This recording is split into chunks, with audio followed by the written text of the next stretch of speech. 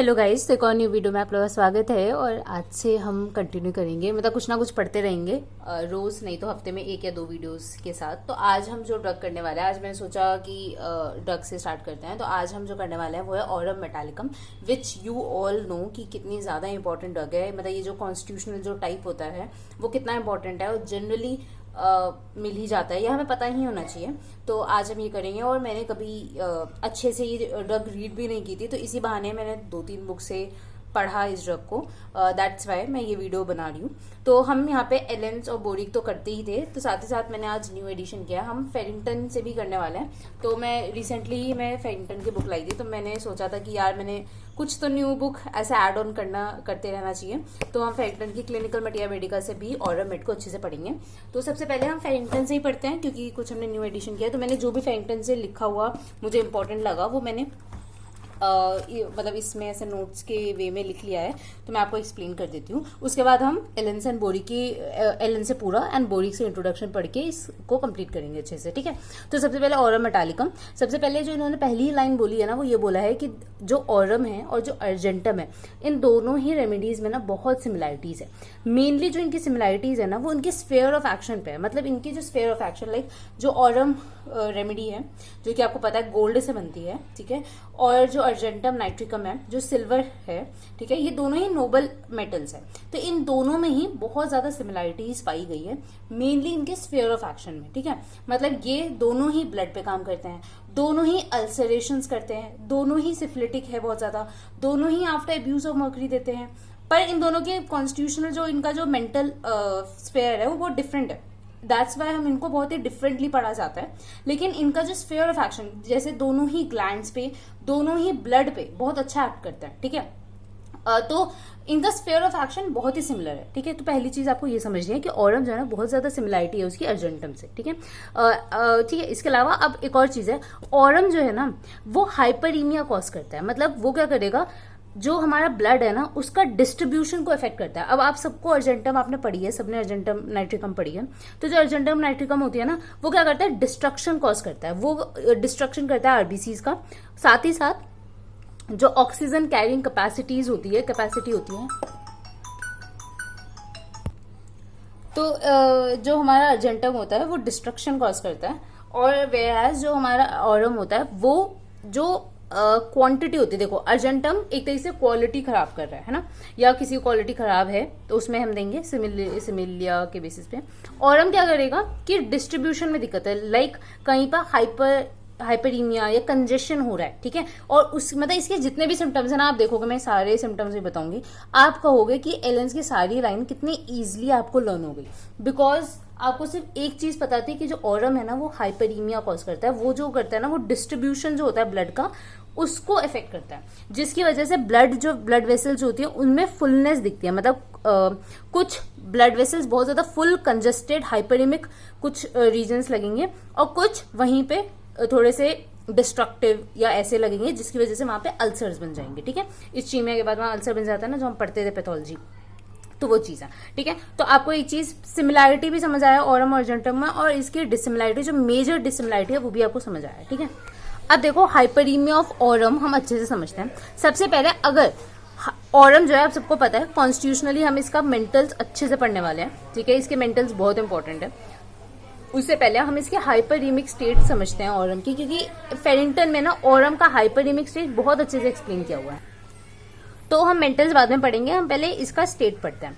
तो अगर हार्ट पे बहुत ज्यादा हाइपरीमिक स्टेज हो गई, मतलब बहुत ज्यादा डिस्ट्रीब्यूशन हार्ट की तरफ अगर ब्लड का हो गया, तो क्या होगा, एक्टिविटी जो होगी वो हार्ट की बढ़ जाएगी। तो effect heart activity causing increase, मतलब heart causing increase activity of viscus, जिसकी वजह से अगर लोड है, आप सबको समझ आ रहा होगा हार्ट पे एक तरह से लोड पड़ रहा है, जिसकी वजह से क्या होगा, हार्ट का एनलार्जमेंट एंड हाइपरट्रॉफी। तो ये जो रेमेडी है वो बहुत अच्छी रेमेडी है फॉर हाइपरीमिया और हाइपरट्रॉफी ऑफ हार्ट, ठीक है। आपको इसका हार्ट पे एक्शन समझ आया। अब हम आ जाते हैं लंग्स पे। अगर लंग्स पे बहुत ज्यादा ब्लड होगा तो ये एक तरीके से आपको समझ आ रहा होगा कि जो डिस्ट्रीब्यूशन है ब्लड का वो किस साइड हो रहा है, मतलब पल्मोनरी कैपिलरीज या पल्मोनरी वेस्कुलेचर में। तो इसकी वजह से क्या होगा कि लंग्स अच्छे से काम नहीं कर पाएंगे। एक तरीके से अगर आप सबने एक पैथोलॉजी की टर्म पढ़ी होगी पल्मोनरी इडीमा, हमें वैसे सिम्टम्स डेवलप हो सकते हैं। तो इसमें सिम्टम जो पेशेंट बोलेगा वो क्या होगा कि थोड़ा सा चलने के बाद उसको ऐसा लगता है कि बहुत ही क्रशिंग सेंसेशन है, क्रशिंग वेट रखा गया है ऑन स्टर्नम, जो कि एग्रवेट होता है रात को और प्रोलॉन्ग एक्सरसाइज या वॉकिंग के बाद। ठीक है, तो ये आपको समझ आया इसके सिम्टम्स कैसे आ रहे हैं। ठीक है, नेक्स्ट, अगर जो ब्लड है वो बहुत ज्यादा हेड की तरफ चला जाए तो इसमें ये सिम्टम होता है rush of blood to head, और वो भी एग्रवेट होता है ऑन द मेंटल लेवल, जिसको सेरिब्रल कंजेशन, तो इसको सेरिब्रल कंजेशन के लिए भी दिया जाता है। इसके अलावा ऑरम में फेस भी कंजेस्टेड होता है। फेस कंजेशन की वजह से, फेस की तरफ हाइपरीमिया कंजेशन की वजह से जो फेस होता है वो ब्लॉटेड दिखता है और ग्लासी लुक होता है। ठीक है, इसके बाद अब अगर हर जगह कंजेशन है तो जो रेटिनल वेसल्स है उनमें भी कंजेशन होगा, जिसकी वजह से क्या होगा, अब आपको पता है टेंशन इंक्रीज हो जाएगा आई का टेंशन इंक्रीज होना इज ग्लूकोमा। ठीक है, तो अब ये जो ऑरम है वो ग्लूकोमा की भी बहुत ही एक्सीलेंट रेमेडी है। ठीक है, तो उसमें सिम्टम क्या आता है कि आंखों के ऊपर ऐसे चमकीले या स्पार्क्स ऑफ लाइट ऐसे दिखेंगे, तो वही सिम्टम है, sparks of light in eye due to congestion in retinal vessel. इसके अलावा एक और सिम्टम आपने हिपार में पढ़ा होगा कि कैसे वो सेंसेशन होती है कि आईज आर पुल्ड अवे, वैसे इसमें भी sensation of eye as it is pushed out, की आंखें बाहर निकल गई हैं। ठीक है, इसके अलावा इंक्रीज होती है टेंशन इन आई, जिसकी वजह से मतलब अब आई में टेंशन इंक्रीज हो रहा है, जिसकी वजह से double vision wears half sightedness, दोनों टाइप की इसमें आपको चीजें मिलेगी। इसमें डिप्लोपिया और हेमियोपिया दोनों मिलता है। ठीक है, तो ये इसका आई का हो गया। आई पढ़ लिया, अब नोज में कंजेशन देखते हैं। तो नोज की कंजेशन की वजह से जो इसकी टिप होगी ना नोज की, वो बहुत ज्यादा कंजेस्टेड दिखेगी, रेड नॉबी टिप। ठीक है, और इसकी वजह से जो फेस होगा ना बहुत ही डिसफिगर्ड दिखेगा। ठीक है, अब इस रूब्रिक के अंदर ना बहुत ही कम रेमेडीज है, उसमें से एक ऑरम है, आई थिंक ऑरम के साथ एक या दो है या सिंगल है ऑरम, मैं इसमें भी श्योर नहीं हूं, लेकिन बहुत ही कम रेमेडीज है जिसमें नॉबी टिप होती है नोज की। ठीक है, तो अगर नोज में कंजेशन है तो ऐसे आप समझ सकते हो, याद रख सकते हो। ठीक है, अगर ईयर में कंजेशन होगा तो इसकी वजह से क्या होगा, कान में आवाज आएगी, तो ये बहुत ही अच्छी रेमेडी है कि अगर कान में आवाज आती है, टिनाइटस, रोरिंग इन ईयर, इन सब के लिए अच्छी रेमेडी है जब ईयर में कंजेशन हो जाएगा। ठीक है, इसके अलावा अगर थ्रोट में कंजेशन है तो आपको टॉन्सिल्स बहुत ज्यादा रेड स्वोलन ऐसे लगेंगे कि मतलब कंट्यूज है। कंट्यूज, अब देखो कंट्यूशन क्या होता है, ब्रूस को ही कहते हैं। तो इसमें क्या होता है कि जब भी ब्रूस होता है ब्लंट इंस्ट्रूमेंट से, जब चोट लगती है, या इसको हम नील पड़ जाना कहते हैं, तो उसमें होता क्या है कि जितना ब्लड है ना वो एक्स्ट्रावेसेट हो जाता है लेयर्स में, मतलब हमारी स्किन की लेयर में वहां ब्लड इकट्ठा हो गया, तो वहां पे क्या है, फिर से distribution of blood he defective है। तो यहाँ टॉन्सिल्स में जब ये होगा तो वो कॉन्ट्यूज दिखेगा, स्वोलन दिखेगा, रेड दिखेगा, क्योंकि वहां पे कंजेशन हो गया। ठीक है, again congestion hyperaemia of Aurum हम पढ़ रहे हैं। इसके अलावा इसमें ना अब आपने देखा होगा कि हमने प्रोलैप्स की इतनी रेमेडीज पढ़ी है, जैसे आप सबने पढ़ी होगी, लिलियम पढ़ी है, नैट्रम काप पढ़ी है, बेलाडोना, म्यूरेक्स, सीपिया, बहुत मतलब मल्टीपल रेमेडीज पढ़ी है। उसमें से एक रेमेडी हम ऑरम भी पढ़ते हैं, अगर आप देखोगे एलएन में ऑरम दे रखा है। ठीक है, तो ऑरम में भी दिया हुआ है प्रोलैप्स, तो आप कैसे डिफरेंशिएट करोगे सारे प्रोलैप्स को, तो उसमें तो हम डिफरेंशिएट कर लेते हैं कि भाई उसकी मोडालिटी ये है, उसकी ये है। इसमें क्या है कि ओवरीज इतनी ज्यादा कंजेस्टेड हाइपरीमिक हो जाती है कि उसका वेट नहीं संभल पाता, इसलिए यूट्रस प्रोलैप हो जाता है। तो यूट्रस प्रोलैप्स क्यों हो रहा है, हैवी वेट ऑफ यूट्रस की वजह से, हैवी वेट ऑफ ओवरीज की वजह से। ठीक है, तो यहाँ पे भी आप कंजेशन हाइपरीमिक स्टेट देख सकते हो ओवरीज की। ठीक है, इसके बाद हमारा जो किडनी है वो भी हाइपरीमिक स्टेट में चला जाता है, जिसकी वजह से इनिशियली क्या होता है, ब्लड बहुत ज्यादा जा रहा है किडनी पे, तो बहुत ज्यादा यूरिन बन रहा है। ठीक है, बहुत ज्यादा, लेकिन आफ्टरवर्ड्स अब किडनी भी खराब होंगे, जिसकी वजह से उस किडनी में फैटी डिजेनरेशन होगा, और इन्हीं बाद में क्या हो जाएगा कि यूरिन स्कैंटी और एल्बुमिनस मिलने लगेगा। तो ये जो रेमेडी है वो बहुत ज्यादा यूरिन पास हो रहा है, या फैटी डिजेनरेशन हो गया है किडनी का बिकॉज ऑफ हाइपरीमिक स्टेट, या यूरिन जो स्कैंटी एल्बुमिनस हो गया, तो इन सारी स्टेट में आप दे सकते हो। ठीक है, इसके बाद अब हम आ जाते हैं लिवर पे। लिवर में भी क्या है, लिवर में भी हाइपरीमिया कॉज करेगा, वहां पे भी ब्लड का जो डिस्ट्रीब्यूशन है वो इफेक्टेड है, जिसकी वजह से क्या होगा, वो इंसान को सिरोसिस जैसे सिम्टम्स आने लगेंगे, जिसमें जो प्रेजेंटिंग कंप्लेन इंसान लेके आता है वो होता है बर्निंग और cutting pain in right hypochondrium, क्योंकि लोकेशन लिवर की उधर है, और इसमें आफ्टर विच यहाँ पे फैटी डिजेनरेशन लिवर का भी स्टार्ट हो जाता है। तो हमने 3 चीजों की फैटी डिजेनरेशन पढ़ी है, लिवर, किडनी एंड हार्ट। इन तीनों की फैटी डिजेनरेशन के बाद हम ऑरम दे सकते हैं। ठीक है, अब फैटी डिजेनरेशन हो गया, अब हमारा लिवर काम नहीं कर रहा, तो इसकी वजह से क्या होगा, एसाइटिस हो सकता है और डिक्रीज बाइल बनेगा बॉडी के अंदर। ठीक है, तो इसकी वजह से भी सिम्टम्स डेवलप होंगे बॉडी में। ठीक है, तो ये चीज है। इसके अलावा ये तो हमने पढ़ लिया हाइपरनेमिक स्टेट ऑफ ऑरम के बारे में। अब हम देखते हैं कि इसके अंदर ना इसके जो मेंटल्स है वो बहुत इंपॉर्टेंट है। लाइक ये जो ऑरम, अगर मैं आपको एक्सप्लेन करूँ, जो ऑरम होता है ना वो बहुत ही इंडस्ट्रियस होता है। तो ये इसकी ना एक पूरी एक जर्नी होती है ऑरमेट की। तो इसमें ना इनिशियली बहुत ही इंडस्ट्रियस, बहुत ज़्यादा हार्ड वर्किंग, अगर हम इसको एलन से भी देखें तो आप देख सकते हैं इसमें मेंटल्स कितने अच्छे से एक्सप्लेन किया हुआ है कि बहुत ही ज़्यादा इंडस्ट्रियस, हमेशा ऑक्यूपेशन में इन्वॉल्व रहने वाला, मतलब हमें। और इसको ना एक और चीज़ है, जैसे हम प्लेटिना में पढ़ते हैं, ये जितने भी रेमेडीज होती है ना, जो नोबल रेमेडीज है, उनमें एक सेंस ऑफ सुपीरियोरिटी, ठीक है, होती है, सेंस ऑफ ऑनर होता ही है। उसमें से सबसे मैक्सिमम होता है प्लैटिना में, ठीक है। इसके बाद ऑरम में भी होता है, लेकिन हम प्लैटिना का ना बहुत ही नेगेटिव वे में पढ़ते हैं कि वो कैसे आसपास के लोगों को बहुत इंफीरियर समझता है और वो सारी चीजें। इसमें भी सेंस ऑफ ऑनर प्रेजेंट है, इसमें भी डिल्यूजन सुपीरियोरिटी प्रेजेंट है, ठीक है। इसको ऐसा लगता है कि इसकी ये बहुत ज्यादा रिस्पॉन्सिबल है और ये अपनी सारी रिस्पॉन्सिबिलिटी को बहुत ज्यादा सीरियसली लेता है, ठीक है।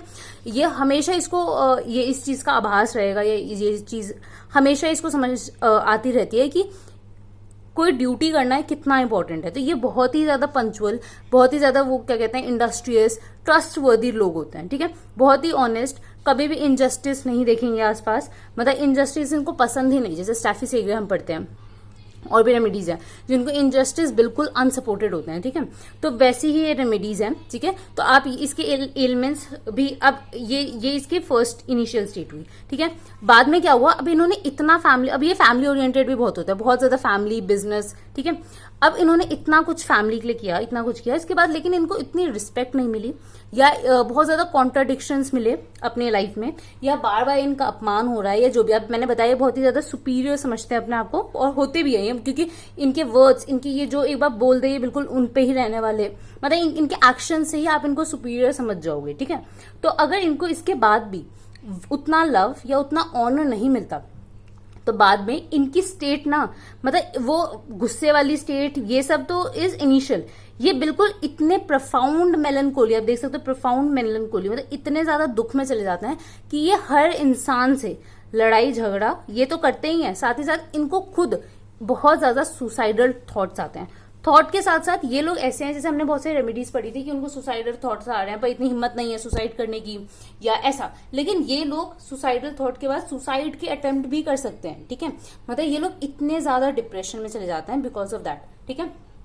तो आप ऐसे इमेजिन कर सकते हो, अगर जैसे ऑरम को हम कभी पढ़ते हैं, वैसे तो ये बहुत सारे फेजेस में मिल सकता है, लेकिन जो मेरे दिमाग में पिक्चर है वो ये है कि अगर कोई एक अंकल हैं थोड़े बुढ़े से, उन्होंने पूरे साल बहुत अच्छे से अपनी फैमिली को, जब तक वो जवान रहे, जब तक वो अपने अच्छे पीक टाइम्स पे थे, उन्होंने बहुत अच्छे से अपनी फैमिली की केयर की, सब कुछ प्रोवाइड किया, अपने मम्मी पापा, बेटे, बच्चों, सबको, ठीक है। लेकिन उसके बाद जब वो अपनी ओल्ड एज में गए या जब उनको जरूरत थी, तब उनको उतना ऑनर नहीं मिला, या उनको घर से निकाल दिया, या उनको, मतलब समझ रहे हो आप। तो उसके बाद वो कितने ज्यादा डिप्रेशन में चले गए, या कितना ज्यादा प्रोफाउंड मेलनकोली। और ये ऐसे लोग भी नहीं कि अगर कहीं से इनको थोड़ा सा डिसहार्टनिंग या कहीं से इनको एम्बैरेसमेंट मिल जाए तो ये वापस उधर जाए, ये उधर वापस जाते भी नहीं, क्योंकि जैसा मैंने बताया ये बहुत ही ज्यादा सेल्फ ऑनर्ड इंसान होते हैं, ठीक है। तो ये कभी जाएंगे भी नहीं अगर कहीं पे इनको कुछ ऐसा मिला, ठीक है। तो एक तरीके से इनमें एक बहुत ही बेसिक की नोट जो मैंने यहाँ लिखा भी है, लोथिंग ऑफ लाइफ प्रेजेंट होती है। मतलब हमेशा इनको अब इनको अपनी जिंदगी ऐसा वो लग रही है बोझ, ठीक है। तो ये हमेशा अब बोझ में रहने के, अब ये बोझ में नहीं रहते, ये लोग सुसाइड का इसलिए अटेम्प्ट करते हैं, ठीक है। इनको हमेशा लगता है इसके बाद कि ये अब इनके लिए रहने के लिए कुछ बचा नहीं है, इन्होंने इतना कुछ किया लेकिन स्टिल अब कुछ नहीं मिल रहा, तो he is not fit to live, ठीक है। साथ ही साथ रिलीजियस मीनिया भी आने लग जाता है, बार बार प्रेइंग में इन्वॉल्व होना, बार बार प्रे करते रहते हैं, सुसाइडल थॉट्स आते हैं, ठीक है। और एक और चीज है mental anguish with pre cordial distress, मतलब जब इनको मेंटल एंजाइटी ये सब होता है तो साथ ही साथ प्री कॉर्डियल मतलब हार्ट रीजन में इनको डिस्ट्रेस भी फील होता है, ठीक है। इसके बाद ये जो remedy after abuse of mercury, syphilitic और कैरीज ऑफ बोन में बहुत अच्छी रेमेडी है, क्योंकि सिफिलिटिक रेमेडी है। तो इसमें नाइट एग्रेवेशन, जो भी हम syphilitic tendency, ulceration and all, सब कुछ हम इसमें अच्छे से डिटेल में देखेंगे, ठीक है। इसके अलावा स्क्रफरस टेंडेंसी की रेमेडी है, ठीक है। अब इसको अच्छे से ना हम एक बार बोरिक से रीड कर लेते हैं। अब बोरिक में देखोगे ना आपको कुछ नया नहीं दिखेगा, मतलब जो हमने पढ़ा है इसमें वही सेम है। देखो, given full play aurum develops in the organism attacking the blood gland and bones, ठीक है, ब्लड ग्लैंड और बोन्स को अटैक करता है, bearing a striking resemblance to mercurial and syphilitic infection, जिसकी वजह से बहुत ज्यादा सिफिलिटिक और मर्क्यूरियल इन्फेक्शन की साइड जा रहा है, मतलब बहुत ज्यादा सिफिलिटिक है, ठीक है। And it is for such deterioration of the body fluids and alteration in tissue that aurum assumes great importance as remedy, ठीक है। और ये बहुत ज्यादा डिटोरिएशन, बहुत ज्यादा अल्टरेशन कॉज करता है बॉडी फ्लूइड्स के, ठीक है। इसके बाद इसकी वजह से ये होपलेस, डिस्पोंडेंट, ऐसे ये ग्रेट डिप्रेशन की बात वाली remedy, victims of syphilis mental states of great depression are produced by it, ठीक है। होपलेस होता है, डिस्पोंडेंट होता है, great desire to commit suicide, ठीक है। आप समझे, ये इनिशियली ऐसे नहीं होते, ये ऐसा नहीं कि जितने भी सुसाइडल वाले हुए सारे ऑरोमेटर, नहीं, इन्होंने अपने लाइफ में कुछ ऐसा अचीव किया, उसके बाद इनको नहीं मिला, या इनको हमेशा ये कॉन्ट्रडिक्शन। अब ये जो रेमेडियन है, ये मुझे भी याद नहीं आ रहा, पर फेरिंगटन में एक लाइन दे रखी है बहुत ही ब्यूटीफुल, उसमें ऐसा बोला गया कि ये किसी भी टाइप का कॉन्ट्रडिक्शन नहीं अपने अगेंस्ट ले सकते, क्योंकि जैसे मैंने बताया इनमें बहुत ही ज्यादा सेंस ऑफ ऑनर होता है, ठीक है। इनको ये हमेशा, ये कभी कुछ गलत नहीं करते, और कभी, ठीक है, अब कोई इंसान गलत नहीं कर रहा तो उस इंसान को कॉन्ट्रडिक्शन तुम दिए जा रहे हो तो वो क्या लेगा, नहीं लेगा। तो ये ऐसी ही पर्सनैलिटी है, ठीक है। Every opportunity sort for self destruction, थोड़ी सी भी अपॉर्चुनिटी मिलती है इसको सेल्फ डिस्ट्रक्शन की तो ये उस साइड जाता है। Exostosis, carriers, nocturnal bone pains, specially cranial, nasal, palatine, इस टाइप के, ठीक है। इसका ग्लैंड्स इसमें स्वॉलन होते हैं स्क्रफुलर सब्जेक्ट्स में, ठीक है। पैल्पिटेशन, कंजेशन मिलेगा, एसाइटिस मिलेगा with heart affection frequently indicated in secondary syphilis and in effect of mercury, ठीक है। This use of gold as an anti-venereal and anti-scrofulous remedy is very old, ठीक है, but it has been well forgotten by the old school till it has rediscovered and placed। वही सब इनका दिया हुआ है कि इसको पहले भी बहुत ज्यादा यूज किया जाता है, ओल्ड स्कूल ना इसको यूज करते थे ऑरोमेट को, पर इसकी जो पावर थी वो थोड़े दिन के लिए लॉस्ट हो गई, नहीं समझ आ रहा था, फिर बाद में इसको वापस रीडिस्कवर करके होम्योपैथी में डाला गया। और when syphilis is implanted on scrofulous constitution we have one of the most intractable morbid condition and gold seem to be specially suited to the wild combination, ठीक है। एन्यू मतलब होता है बोर्ड इजिली, ठीक है। और जेना होता है जब डिस्ट्रक्शन हो जाता है, एट्रोफिक राइनाइटिस को कहते हैं, ठीक है। इसके अलावा सेक्सुअल हाइपरस्थीसिया, ये लोग बहुत ज्यादा ओवर सेंसिटिव होते हैं, तो हाइपरस्थीसिया वाली condition. Arteriosclerosis, high blood pressure, nocturnal paroxysm of pain, ठीक है, ये पूरा सिफिलिटिक सिम्टम है, नॉक्टर्नल पेन्स हो रहे हैं बिहाइंड द स्टर्नम, ठीक है। Sclerosis of liver, arterial system, brain, ये सब आपको समझ आ रहा होगा क्यों हो रहा है, क्योंकि इसमें हाइपरेमिक स्टेट है, ठीक है। Pinning boys, low spirited, lifeless, week memory, ठीक है। तो इसमें ये बहुत अच्छे से सूट करती है, ठीक है। इसके बाद अब हमने फेरिंगटन भी देख लिया, बोरिक भी देख लिया, तो अब हम जल्दी से इसको एलन से देख लेते हैं। अब एलन में भी कुछ नया नहीं मिलेगा। सबसे कॉन्स्टिट्यूशन क्या है, for constitution broken down by bad effects of mercury and syphilis, ये लाइन तो आपको याद हो ही गई होगी अभी तक, ठीक है। सबसे पहले ये गोल्ड से बनता है, ये सब आपको पता है, एलिमेंट है ये, ठीक है। फिर सैंग्विन, रूडी पीपल, मतलब बहुत ज्यादा रोबोस्ट सैंग्विन टाइप के पीपल होते हैं, with black hair, nice, lively, restless, anxious about the future, ठीक है, हमेशा एंग्शियस रहते हैं फ्यूचर के बारे में, ठीक है। इसके बाद old people, weak vision, corpulent, tired of life, जैसे मैंने आपको एग्जांपल दिया था वो ओल्ड पीपल का, ठीक है। तो इन्होंने लाइफ में सही में बहुत कुछ किया है, ठीक है। या एक कोई भी ऐसी स्टेट जिसमें इंसान को लग रहा है कि मैंने बहुत कुछ किया यार, मुझे अब ये मिलना चाहिए था पर नहीं मिला, ठीक है, तो वो ऑरोमेट की स्टेट आ जाती है, ठीक है, जिसमें वो इतना मेलनकोली, इतना डिप्रेस्ड हो जाएगा कि वो ऐसा सोचने लगे, ठीक है। टायर्ड ऑफ लाइफ है। Pining boys, low spirited, lifeless, weak memories, lacking in boys go, testis undeveloped, mere pendent shreds, ठीक है। इसमें ऐसा होता है कि जो बच्चे जिनकी प्यूबर्टी भी हिट नहीं हुई है, मतलब लैकिंग इन बॉयज गो ना, मतलब इतने अच्छे से प्यूबर्टी हिट नहीं हुई है, ठीक है, पिनिंग बॉयज हैं। इसके अलावा जो टेस्टिस है उनके वो भी अनडेवलप्ड है। मियर पेंडेंट श्रेड, मतलब बिल्कुल ऐसे बहुत छोटे से श्रेड्स, मतलब बहुत पेंडेंट की तरह बहुत छोटा सा कुछ ऐसा लटका हुआ है, बहुत ही कम, मतलब इनका टेस्टिस डेवलप हुआ है, टेस्टिस अनडेवलप्ड है, बिल्कुल प्यूबर्टी हिट ही नहीं हुई है, ऐसे लोगों में भी ये अच्छा सूट करती है, ठीक है। Headache of people with dark olive brown complexion, sad, gloomy, taciturn, dispose to constipation from least mental exertion, ठीक है। तो ये इस टाइप के लोगों में ज्यादा सूट करती है, डार्क ऑलिव ब्राउन कॉम्प्लेक्शन, जो हमेशा ही सैड रहते हैं, ग्लूमी रहते हैं, टेकीटर्न मतलब होपलेस है, बिल्कुल बात नहीं करना चाहेंगे, ठीक है, ऐसे लोग। नेक्स्ट मेंटल जनरल्स, सबसे पहले एलिमेंट्स इनको कैसे आएंगे, फ्राइट से, anger, contradiction, mortification, vexation, dread, reserve displeasure. इन सब में से anger, contradiction, mortification and reserve displeasure, तो आपको याद रखना ही है, ये तो इसका मेन कोर है, ठीक है। इसके बाद ही एक ऑरम मेट की पर्सनालिटी डेवलप होती है, ठीक है। इसके अलावा ये जो ऑरम मेट की जो पर्सनालिटी, इसको एलिमेंट्स बिजनेस फेलियर से या कोई रिजेक्शन से भी हो सकते हैं, ठीक है। इसके बाद कॉन्स्टेंटली ड्वेलिंग ऑन सुसाइड, जैसे नाजा एंड नक्सवामी का। देन प्रोफाउंड मेलनकोलिया होता है, ठीक है। मेलनकोली feels hateful and quarrelsome, desire to commit suicide, ठीक है। life is a constant burden after abuse of mercury with nearly all complaints, ठीक है। uneasy, hurried, अच्छा ये जैसे मैंने बताया था, हमने अर्जेंटम के साथ इसकी बहुत सिमिलरिटी पढ़ी। एक सिमिलरिटी और है कि अर्जेंटम जैसे बहुत हरीड नेचर का होता है ना, ये भी बहुत हरीड नेचर का है, ठीक है। तो uneasy, hurried, great desire for mental and physical activity, great desire, ये यहाँ पे ये लाइन बहुत इंपॉर्टेंट है। ये हमेशा ही इसको ऑक्यूपेशन में रहना है, जैसे हम सीपीआर पढ़ते थे, उसको ऑक्यूपेशन एमोडिएट होता था, रिलीफ मिलता था, वैसे सिमिलरली ये भी है, इसको हमेशा ही मेंटल एंड फिजिकल एक्टिविटी करते रहना है, ठीक है। Can not do things fast enough, ठीक है। इसको ऐसा लग रहा है कि जल्दी करो जल्दी करो, जल्दी काम में लगे रहो, काम ना हमेशा ही उसके बारे में सोचेगा, ठीक है। इसके बाद over sensitive, least contradiction excites wrath, मतलब थोड़ा सा भी कॉन्ट्राडिक्शन कर दोगे तो आपको उसको गुस्सा आ जाएगा। टू पेन, ओवर सेंसिटिव है पेन के लिए, स्मेल के लिए, टेस्ट के लिए, हियरिंग, टच के लिए, ठीक है। ठीक है। फिजिकल जनरल में syphilitic and mercurial affection of bones, ठीक है, सिफिलिटिक है, ठीक है।